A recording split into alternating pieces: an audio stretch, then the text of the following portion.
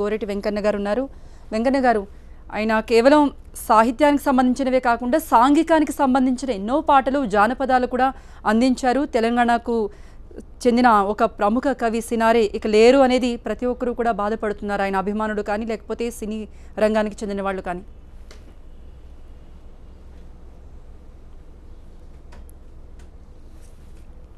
Hello Venkanna గారు, మీకు సినారే చెప్పండి. తెలుగు తల్లి యొక్క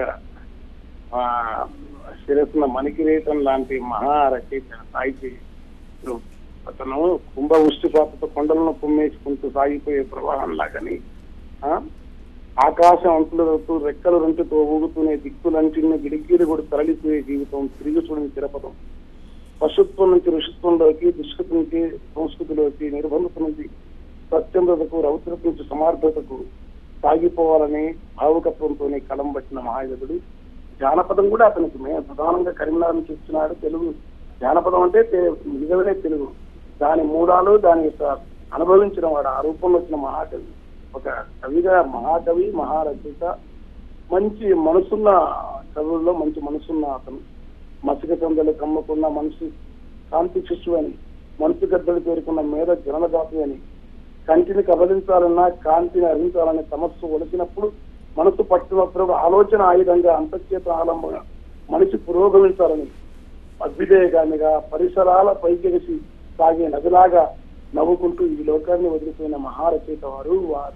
వారి పట్ల వారితో చాలా సభలలో ధ్యానంలో శ్రీకామణి వచ్చిన సభ కానీ, తర్వాత త్యాగరాయ చాలా సాహిత్య రంగా వాళ్ళు వేసినప్పుడు కానీ, తర్వాత చెన్నై గారి సారస్వ పరిస్థితుల్లో చెన్నై గారితో ఉన్న పరిచయం వల్ల ఆ సభలలో కానీ వారితో సినిమా పాటల సందర్భంలో కలుస్తున్నాము. వారంటే గౌరవం, వినమ్రత.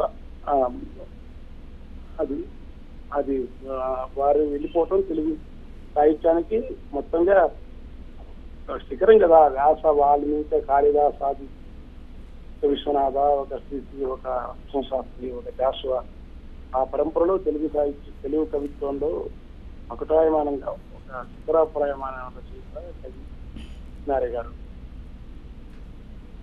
ఓకే, మా సినిమా పాటలు కూడా అందరు తెలిసినవారు. ఈ నల్లని రాళ్ళలో ఏకంలో తాగిన అంటే అది గుండెలు కలిగి అర్థం.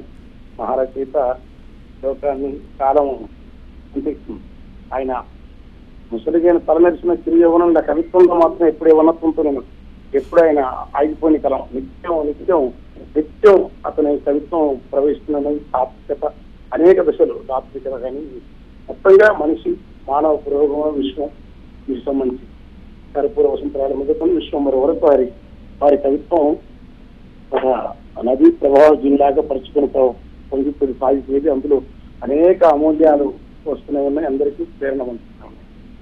అవునండి, ప్రతి ఒక్కరు అంటే సినారే మన మధ్య లేకపోయినా ఆయన అందించిన పాటలు, సాహిత్యం ప్రతిసారి కూడా సినారేను మనం గుర్తు చేసుకుంటూనే ఉంటాం. అనేక పురస్కారాలు కూడా లభించాయి.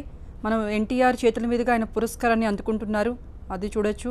అలాగే ఆయన ఎన్నో సినిమాలకు పాటలు అందించారు. తన ఎక్కడికి వెళ్ళినా సరే తన ఒక మార్క్ కనిపించేది. అంటే సాహిత్యం అంటే ఒక సినిమా పాట అంటే ఒక అర్థం కాకుండా లేకపోతే గజిబిజిగా ఉండే ఒక కవిత్వం కానీ అలా ఎప్పుడు ఉండేది కాదు.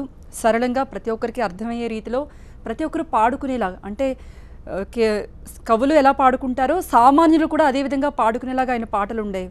దానికి ఎగ్జాంపులే మనం చెప్పుకున్నాం.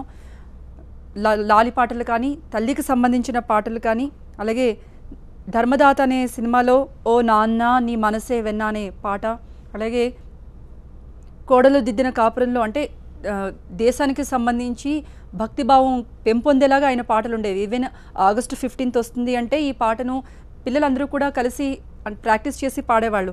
నీ ధర్మం, నీ సంఘం, నీ దేశం నువ్వు మరవద్దు అని అది కోడలు దిద్దిన కాపురంలోని ఆ పాట. ఇలాగ అనేక రకాల పాటలు, అంటే ఒక జానర్కి సంబంధించిందే కాదు, దేశభక్తి కావచ్చు, సాంఘికంగా ఏవైతే అసమానతలు ఉన్నాయో వాటిని క్వశ్చన్ చేసే విధంగా కావచ్చు, తల్లికి సంబంధించినవి, తండ్రికి సంబంధించినవి, అలాగే బతుకు మీద అంటే అనుబంధం, ఆత్మీయత అంతా ఒక బోటకం అంటూ అంటే బతుకు మీద ఒక పూర్తి గ్రిప్తో ఆయన రాసిన పాటలు ప్రతి ఒక్కరిని కూడా అలరించాయి. ఏదైనా అంటే ఆ సందర్భం వచ్చినప్పుడు ఆ పాటను తలుచుకుంటూ ఉపశమనం పొందేవాళ్ళు కూడా చాలామంది ఉన్నారు.